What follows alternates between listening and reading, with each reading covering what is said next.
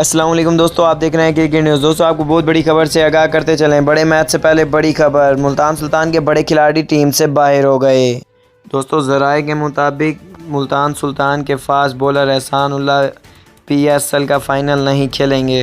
احسان اللہ کی جگہ شاہنواز دھانی کو ٹیم میں شامل کیا جا سکتا ہے۔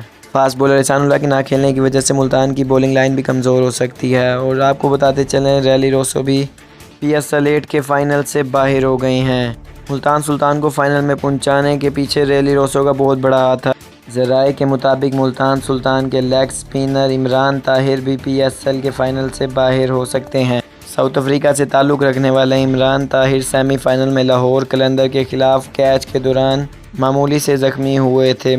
فائنل میں لاہور قلندر کے خلاف ملتان سلطان کی اوپننگ شان مسعود اور محمد رضوان کریں گے۔ شان مسعود اور محمد رضوان پہلے بھی کافی اچھی کارکردگی کر رہے ہیں۔ دوستو اگر ویڈیو اچھی لگے تو لائک کر دیں، چینل کو سبسکرائب کر دیں۔